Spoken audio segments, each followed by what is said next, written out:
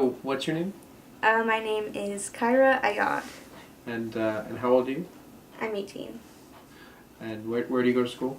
The University of Bridgeport. What are you studying there? I'm a sophomore. I am a pre-med/biology major. Sounds technical. It is. Hi, What's how your are you? name? Jamison Doris, And how old are you? 20 years old. Are you in school right now? Yes, I am. Where do you go to school? Norwalk Community College. What do you study there? Communications.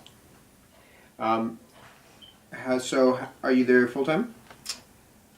No. I'm taking 3 classes. Okay.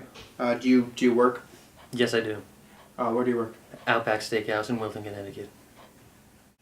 My name is Samantha Zulo. And how old are you? I'm 19 years old. And are you going to school right now? Yes, I'm currently attending NCC, and for my first semester I went to Quinnipiac University. I see. What did you study? Film. Are you going to school full time then? Full-time, yes. Do you work? Part-time job, and I have my own business now. Oh. What's your business? I'm a photographer, a professional photographer. I do weddings and portraits and stuff. Wow. And where are you working? Staples. David Baum. And to your age? Shit. Did you forget? 24. Old man. Yeah. Right, are you currently enrolled in a school? Nope. Have you ever been enrolled in a school? Yes. What schools or school? I have taken classes at SUNY Fredonia in New York, at the University of Bridgeport, and Housatonic Community College. What was your major or majors? I studied basic engineering at Fredonia, and when I transferred to Bridgeport, I went to international relations instead. How many classes are you taking? 4. I'm taking 4 classes this semester. What are they? I'm taking human sexual biology, inorganic chem 1, pre-calc, and peace and war. Do you find that they take up most of your time? I find that chemistry probably takes up the most time because I have a 3-hour lab every week, and the calculations themselves just take about 3 hours, plus writing the lab report, which takes another hour, plus the post-laboratory questions, which takes another hour, and the pre-laboratory questions, which take another hour. That's all just before the lab, and the worst part is the labs don't have chairs because it's a hazard, so 3 hours standing. And do you work as well? Yes, I do. I work at a cafe, so I'm a barista. So about how many hours a week do you work at the cafe? Well, I used to work 4 days a week, but that was just way too much because my major's really hard. So I cut it down to 3, and they're about 6-hour shifts each. So 3 times 6, my brain is dead. How many days a week do you work there? 5. How many hours?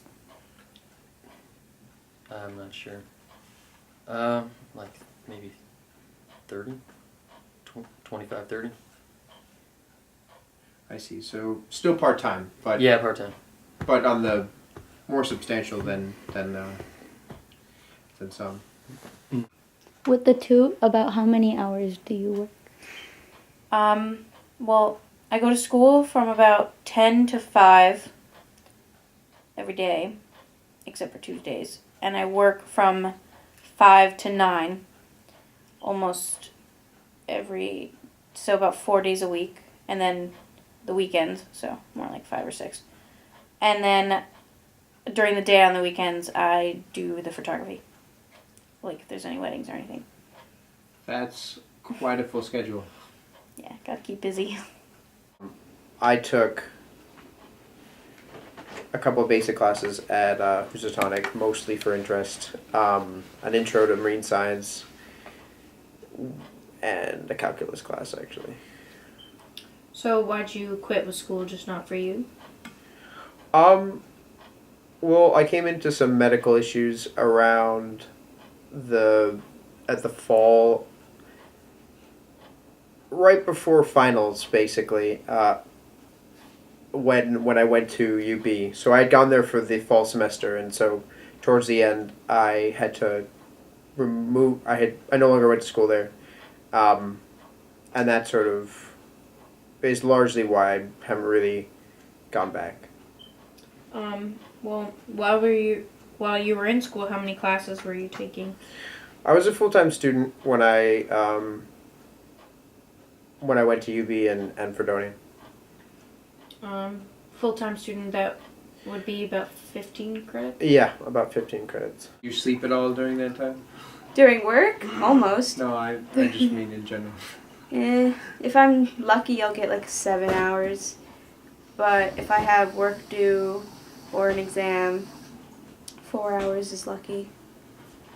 How many meals a day do you eat? Sorry, that's a taboo question, isn't it? How many meals? Define meals. Cause I'll wake up in the morning, have a cup of coffee or tea, eat a granola bar during class, come home, eat a slice of cheese, get another granola bar, eat that, and then I'll have an orange if I'm feeling healthy. And So ramen. basically, no.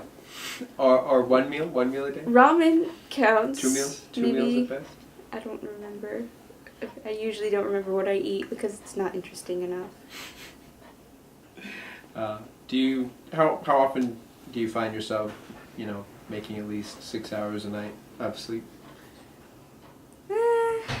I'd say half of the time I'll be getting at least 6 hours of sleep.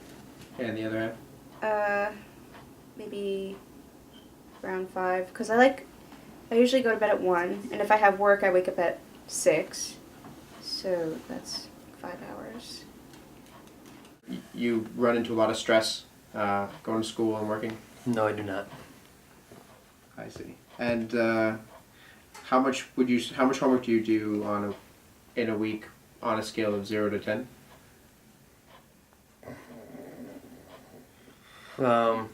0 during the actual week, 10 a couple hours before things are due, if I'm being honest. Much appreciated.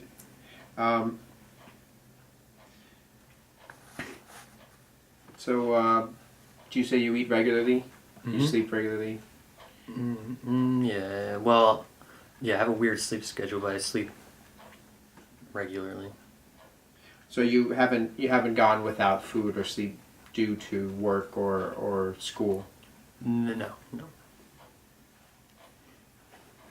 What would you say your biggest stressor is in going to school and going to work?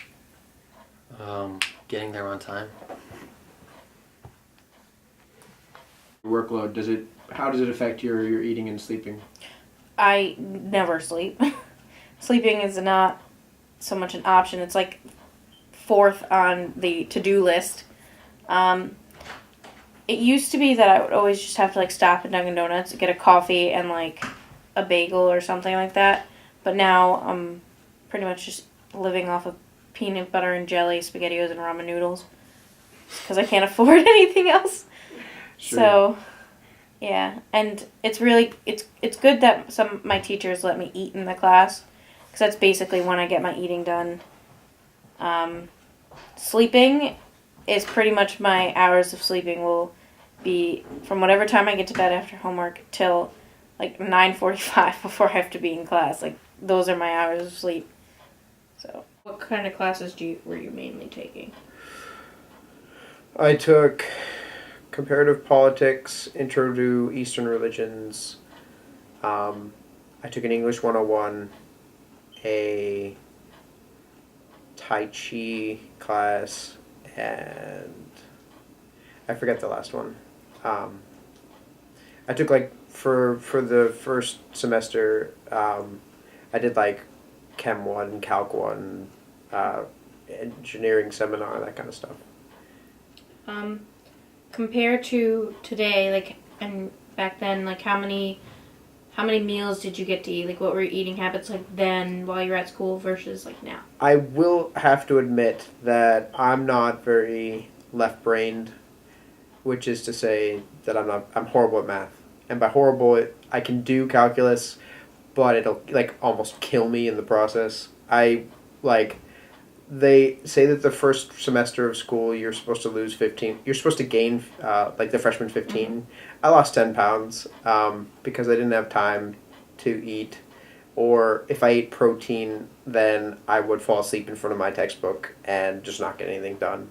So I was like, I think I was living on like Slim Fast shakes and like anything that I could just keep moving, because I had to, when I had gotten accepted to the program, they basically told me, "Hey, you're accepted, no problem, rolling admissions." I was like, "Great." And then they were like, "Oh, by the way, you need to take pre-calc before you can come to school." So I had to take a community college class over the summer before. So I literally had done basic math until I had to crash course my way through pre-calc and then take calc like the next, so after the summer. So I definitely would say that my ability to get enough sleep and food or eat enough was greatly impacted by my workload. In a perfect world, how would college go? Like, what would your schedule be like if you had a perfect college? Well, first of all, at least in my mind, I think that college shouldn't be like a business the way it is now. I feel that if you're good enough to get into a school, you shouldn't have to worry about if you have enough money to go there. So that would be like one of my main things, because I got into all the schools I wanted, but I couldn't go there. And I guess I would say that the professors definitely should have at least some teaching experience, not like teaching experience, but teaching education. Like, they have to learn how to teach, because they might know their information. They might be the top scientist in the world, but not know how to present the information to someone who's never seen it before.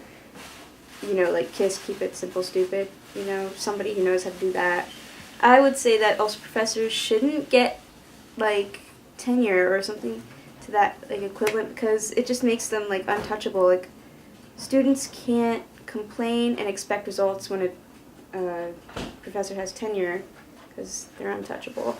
And at most, the university will just reprimand them mildly, and that's it. They'll never fire them unless it's like a super huge deal. You know, like someone's sexually harassed or something. So do you receive scholarships to go to school? Where do you go to school? I go to the University of Bridgeport. I'm a sophomore, and my major is pre-med/bio. Oh, that's biology. And they gave you a scholarship to go there? Yeah, they did. I got a $20,000 semester merit scholarship, a university grant. I don't exactly remember how much. I think it was around $2,000 a semester. Tuition is about $40,000 a year. It's about $20,000 a semester plus all the fees and stuff like that. So it's maybe like $24,000. So this factored largely into your deciding to go to school there? Yeah, it did. I didn't want to come out with a lot of loans. Right now I'm taking about $6,000 out in loans a year.